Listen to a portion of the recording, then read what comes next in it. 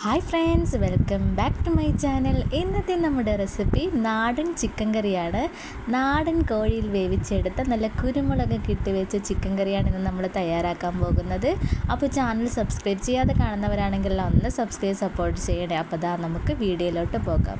അപ്പം നമ്മൾ ചിക്കനൊക്കെ ഒന്ന് കഴുകി ഒന്ന് ക്ലീൻ ചെയ്തെടുത്തിട്ടുണ്ട്. ഇനി നമുക്കതൊരു കുക്കറിലോട്ട് ഇട്ട് കൊടുക്കണം. അപ്പം നമ്മൾ നാടൻ കോഴിയാണ് എടുത്തിരിക്കുന്നത്. ഇനി കുക്കറിലോട്ട് ഇട്ട ശേഷം അതിലേക്ക് നമുക്ക് മഞ്ഞൾപ്പൊടി ഇട്ട് കൊടുക്കാം. മഞ്ഞൾപ്പൊടിയും അതുപോലെ തന്നെ കുറച്ച് ഉപ്പൂട് ഇട്ട് നമുക്കിതൊന്ന് വേവിച്ചെടുക്കണം. നാടൻ കോഴി ആയതുകൊണ്ട് തന്നെ വെന്ത് വരാൻ കുറച്ച് പാടാണ്. അതുകൊണ്ട് നമ്മൾ ആദ്യമേ ചിക്കൻ ഒന്ന് വേവിച്ചെടുക്കും. മഞ്ഞൾപ്പൊടി ഉപ്പ് ഒന്നിട്ടിട്ട് അപ്പോൾ ആ മഞ്ഞൾപ്പൊടി ഉപ്പൊക്കെ നന്നായിട്ടൊന്ന് ചിക്കനിലൊക്കെ തേച്ച് പിടിപ്പിച്ച് നമുക്കിനി ഒന്ന് വേവിച്ചെടുക്കാം. ഒരു 4-5 വിസിൽ വരുന്നവരെ നമുക്കൊന്ന് വേവിച്ചെടുക്കാം.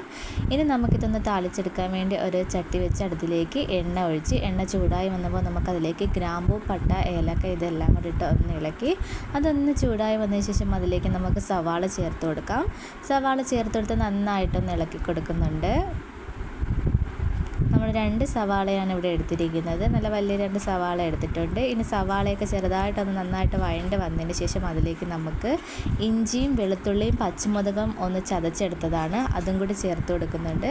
അതും കൂടി ചേർത്ത് കൊടുത്ത് നന്നായിട്ട് ഒന്ന് ഇളക്കി കൊടുക്കുന്നുണ്ട്. ഇനി ഇതൊക്കെ നന്നായിട്ടൊന്ന് വഴണ്ട് വരണം.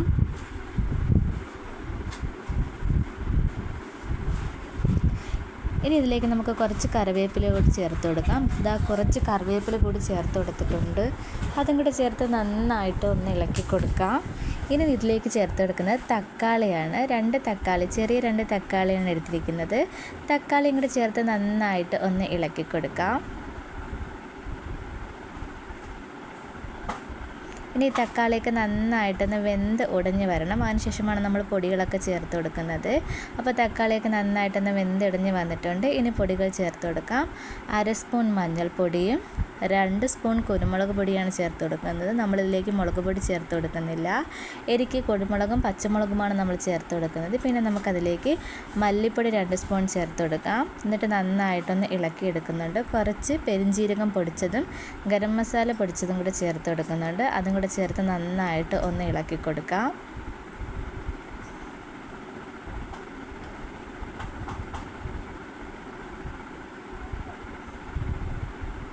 അപ്പോൾ നന്നായിട്ടൊന്ന് ഇളക്കിയെടുത്തിട്ടുണ്ട്. ഇനി നമ്മളിതിലേക്ക് ചേർത്ത് കൊടുക്കുന്നത് പെപ്പർ ചിക്കൻ മസാലയാണ്.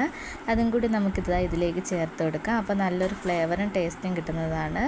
അപ്പോൾ പെപ്പർ ചിക്കൻ മസാലയും കൂടെ ചേർത്ത് കൊടുക്കുന്നുണ്ട്.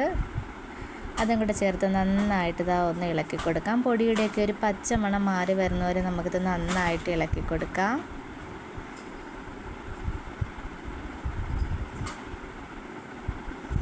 അപ്പോൾ ഈ സമയം കൊണ്ട് നമ്മൾ ചിക്കനൊക്കെ ഒരു 1/4 ഭാഗം വേവായി വന്നിട്ടുണ്ട്. ഇനി നമുക്കിത് നമ്മുടെ ഉള്ളിയുടെ മിക്സിലോട്ടൊന്ന് ഇട്ട് കൊടുക്കാം. ആ വെള്ളത്തോട് കൂടി തന്നെയാണ് നമ്മളിതിലേക്ക് ഒഴിച്ചു കൊടുക്കുന്നത്. എന്നിട്ട് നന്നായിട്ടൊന്ന് ഇളക്കിയെടുക്കുന്നുണ്ട്. നമുക്ക് കൂടുതൽ ഗ്രേവി വേണമെന്നുണ്ടെങ്കിൽ കുറച്ച് ചൂടുവെള്ളം കൂടെ നമുക്കിതിലേക്ക് ചേർത്ത് കൊടുക്കാവുന്നതാണ്.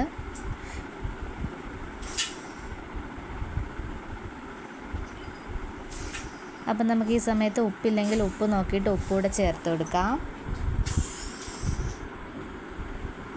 അപ്പോൾ ഉപ്പൂടെ ചേർത്ത് കൊടുത്ത് നന്നായിട്ടൊന്ന് ഇളക്കി കൊടുക്കുന്നുണ്ട്. ഇനി നമുക്കിതൊരു 10 മിനിറ്റ് അടച്ച് വെച്ച് ഒന്ന് വേവിച്ചെടുക്കാം. ഒരു 10-20 മിനിറ്റ് അടച്ച് വെച്ച് വേവിച്ചെടുക്കാം. അപ്പോൾ കറിയൊക്കെ നന്നായിട്ട് തിളച്ച് എണ്ണയൊക്കെ തിളഞ്ഞൊന്ന് കുറുകി വന്നിട്ടുണ്ട്. അപ്പോൾ നമ്മുടെ വളരെ ടേസ്റ്റി ആയിട്ടുള്ള കറി ഇവിടെ തയ്യാറായിട്ടുണ്ട്. ഒന്ന് ട്രൈ ചെയ്ത് നോക്കണം. അതുപോലെ തന്നെ ഫീഡ്ബാക്ക് അറിയിക്കാനും മറക്കല്ലേ. ഇഷ്ടപ്പെട്ടാൽ ലൈക്ക് ചെയ്യാനും ഷെയർ ചെയ്യാനും. ഇതുപോലുള്ള വീഡിയോസുമായിട്ട് ഇനിയും കാണുന്നവരെ ബൈ.